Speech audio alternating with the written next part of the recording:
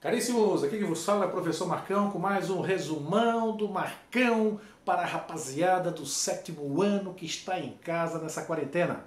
Nós vamos vencer, mas com calma. Perguntinha do Marcão, já pegaram o livro e o caderno? Vamos lá, rapaziada, vamos pegar. Fazendo sempre o print da tela, copiando a matériazinha no caderno para o professor, tá ok?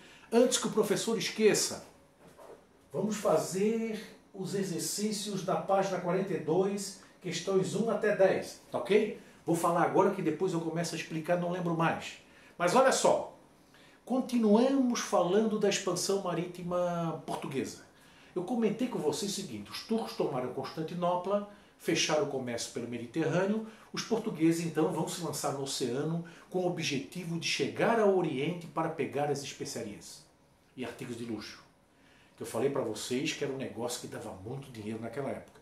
Então os portugueses se prepararam na escola de Sagres. Tá? Novas tecnologias, astrolábio, balestilha, caravela, as naus, armas de fogo, toda a tecnologia possível eles foram aprendendo na escola de Sagres. E começam as expedições, várias expedições. Para cada uma que deu certo, 100 não deu. Não era brincadeira a viagem oceânica. E até hoje não é. Quero lembrar vocês que o barco dos caras era de madeira. Não vamos esquecer isso, hein? Olha só. O que aconteceu? Etapas da expansão marítima portuguesa. 1488.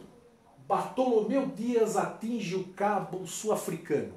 Ele desce, sai de Portugal, desce toda a costa da África até chegar lá na pontinha da África do Sul, que ele chamou de Cabos das Tormentas, porque teve muitas tempestades no local.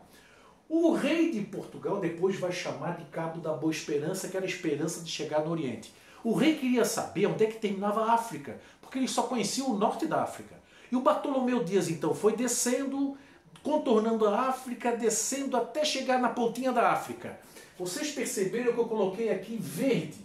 Verde é o seguinte, é que é aquela linha do mapa que eu vou postar para vocês mostrando a viagem do Bartolomeu Dias.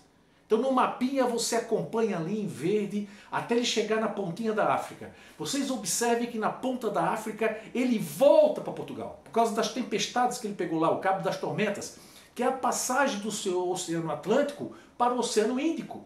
Então é um local de muitas ondas, muitas tempestades, ele teve naufrágios lá.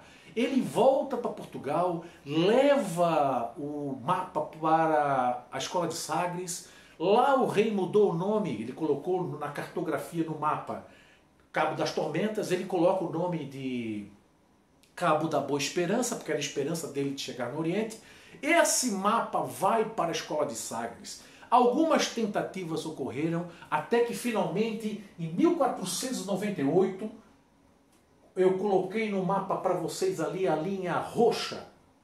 Vasco da Gama vai descendo a África, acompanhando a viagem que fez o Bartolomeu Dias. No momento ele se afasta um pouco da costa da África, chega lá na pontinha do Cabo Sul-Africano, o Cabo das Tormentas. Lá na ponta, ele segue em frente sozinho, passa do Oceano Atlântico para o Oceano Índico, faz algumas paradas na costa leste da África e finalmente vai direto a Calicut, nas Índias, aonde estava abarrotado de especiarias. Bom, essa viagem dele é em roxo, a viagem do Bartolomeu Dias é em verde. 1500, ele vai ficar 2 anos lá nas Índias, em Calicut, o Vasco da Gama. Ele é o herói nacional. Vasco da Gama, né? Por isso que tem um time com o nome dele, né? Homenagem a ele aqui no Brasil, né? Os colonos portugueses aqui, a colônia portuguesa. E se vocês olharem o símbolo do Vasco da Gama, do time de futebol, é uma caravela. Pode perceber.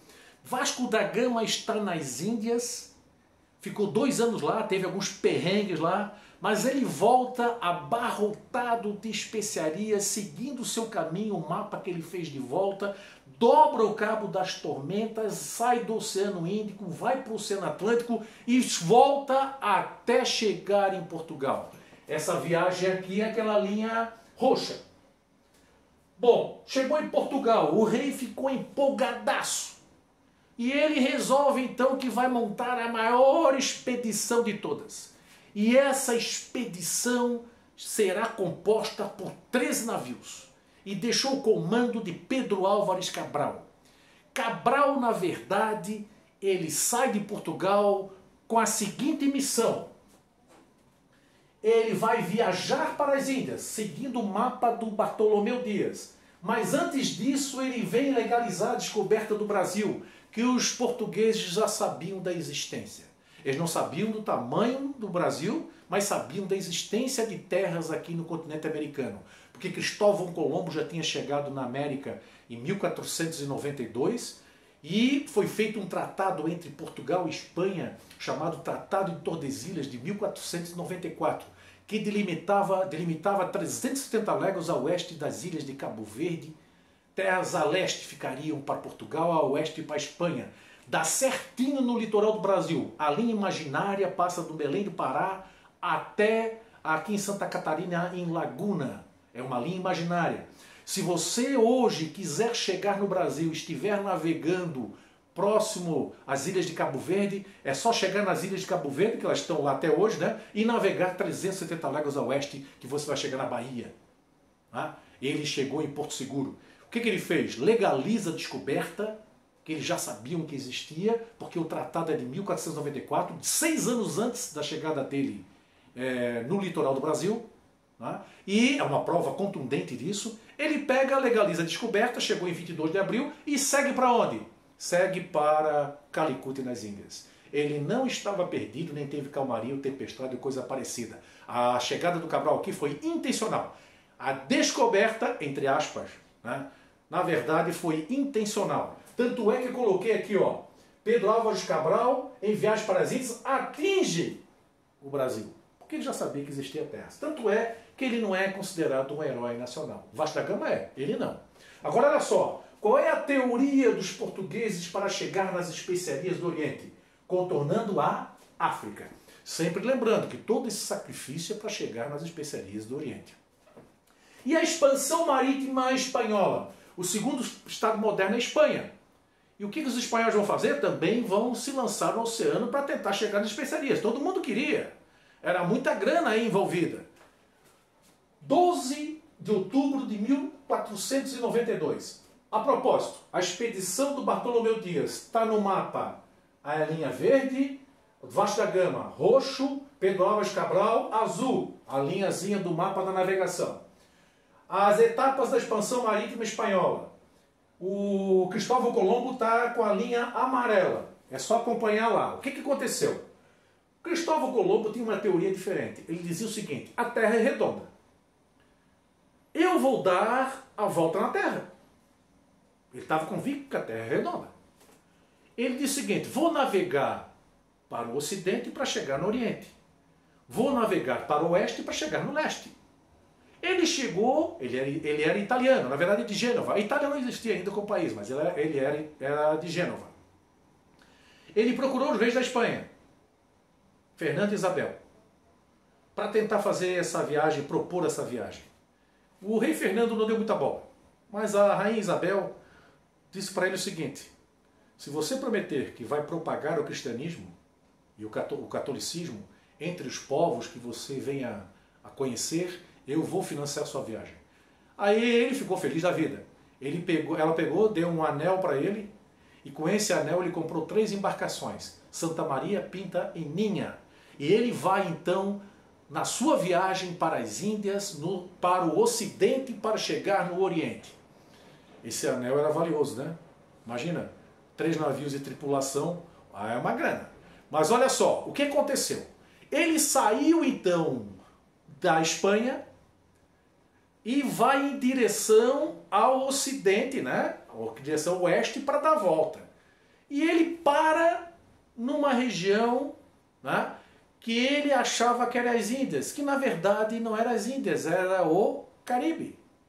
Ele, na verdade, chegou no continente americano.